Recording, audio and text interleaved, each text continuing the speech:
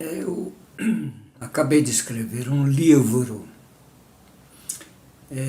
que traz assuntos muito interessantes e também inovadores. Tem muita novidade.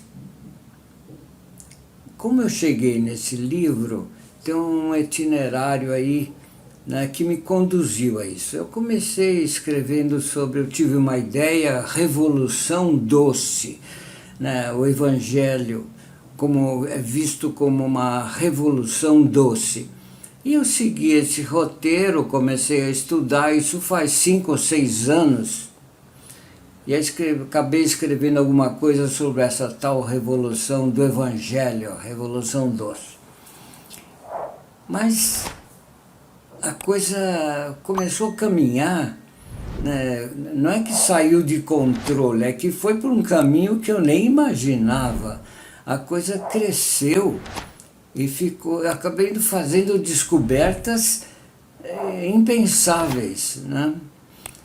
Eu tenho 82 anos, eu sou cristão desde, né, nasci cristão e sempre me interessei muito pela prática da religião.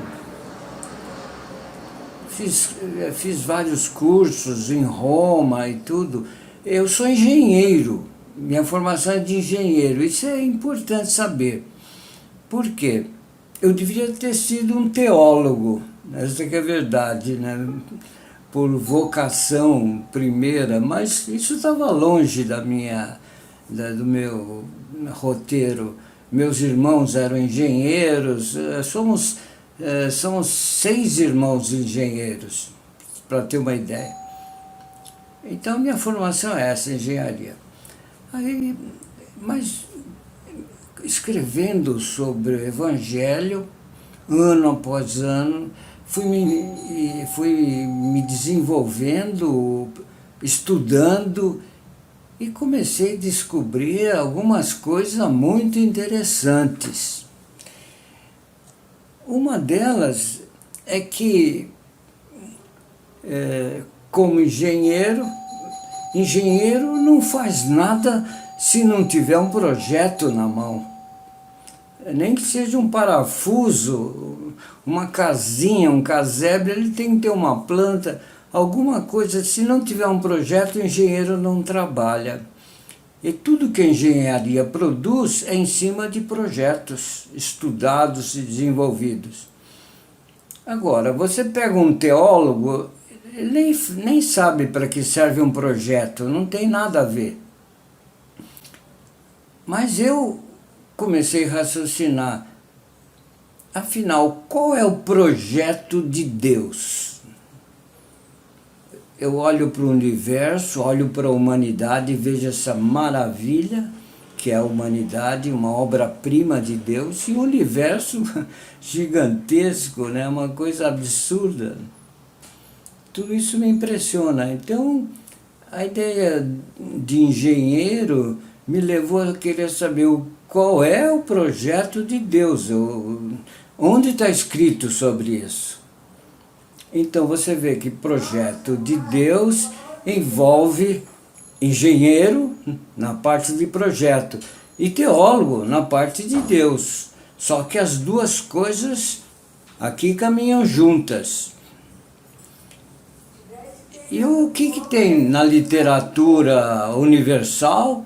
O que é que tem na literatura católica? O que é que tem a respeito do projeto de Deus nas encíclicas? Espera aí, isso é coisa importante. Nós estamos dentro de um projeto, nós estamos implantando um projeto e não sabemos que projeto é esse. Ou, pior, pensamos que sabemos, que nem precisa levantar a questão porque todo mundo sabe. É uma coisa óbvia e intuitiva. Só que não é assim. E eu fiz descobertas, comecei, como cabeça de engenheiro, comecei a descobrir na área de teologia, na religião, coisas impensáveis. E isso tudo eu consegui coordenar e escrever um livro sobre o projeto de Deus. Esse livro está pronto, vai ser editado a qualquer momento, e já tem até o e-book à disposição, né? E eu resolvi fazer uma série de palestras a respeito do assunto para divulgar o livro, tá certo? Hoje a internet é tudo, né? O veículo é a internet. E eu vou fazer uma série de vídeos porque tem um assunto atrás do outro extremamente interessante. Não saberia, até nem saberia por onde começar, mas vamos dizer assim, o assunto que surgiu mais recentemente na mídia: o Papa confessa que a igreja é pecadora, o pecado do machismo. Uma coisa inédita, todo mundo estranhou, o que está acontecendo? Tinha que ser um sul-americano, né? O primeiro Papa sul-americano, e vem e confessa, mea culpa, a igreja é pecadora. Sabe o que significa isso? Que a igreja segue o demônio. O pecado é obra do demônio.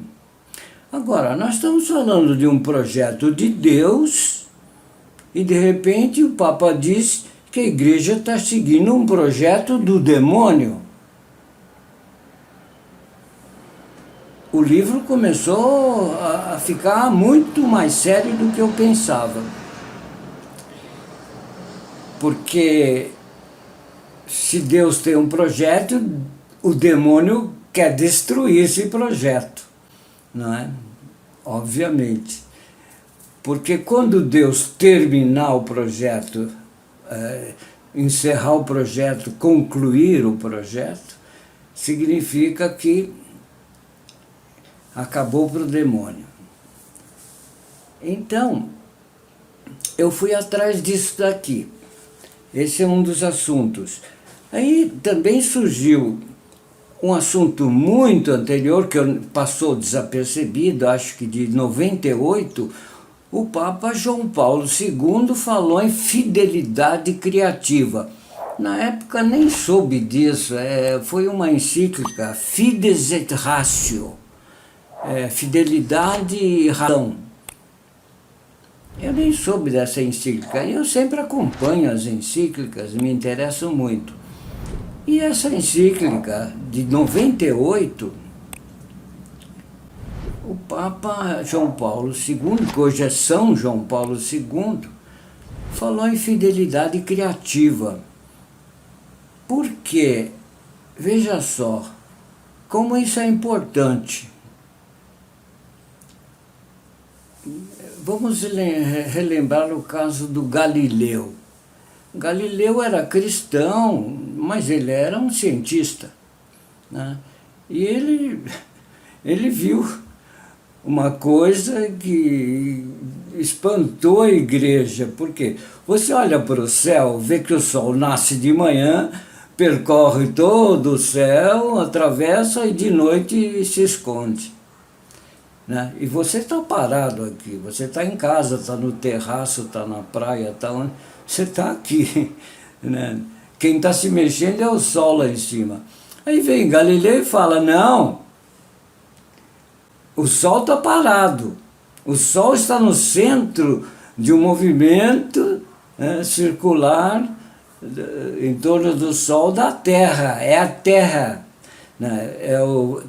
É geocentrismo, a Terra é o centro do universo. Os teólogos da época, nós estamos falando de 1600, né? 1600 é o fim da Inquisição, né? Da Santa Inquisição, que na verdade é a Inquisição demoníaca, porque foi uma Inquisição que matou de 3.000 a 10.000 pessoas, cristãos, né? Na fogueira, foram fritos na fogueira vivos. Quem se arrependia, a igreja não fazia, ela mandava fazer, né? quem se arrependia era estrangulado para não sofrer as dores da fogueira, ser queimado vivo, né? Que misericórdia, né? Parabéns. Mas então, a Inquisição diabólica, porque aquilo não é Santa Inquisição, aquela Inquisição diabólica matou quase 10 mil pessoas, no mínimo 3 mil. Então, aí tudo isso começa a pesar na cabeça, né? A igreja que eu amo, né? Eu dou minha vida pela igreja. De repente,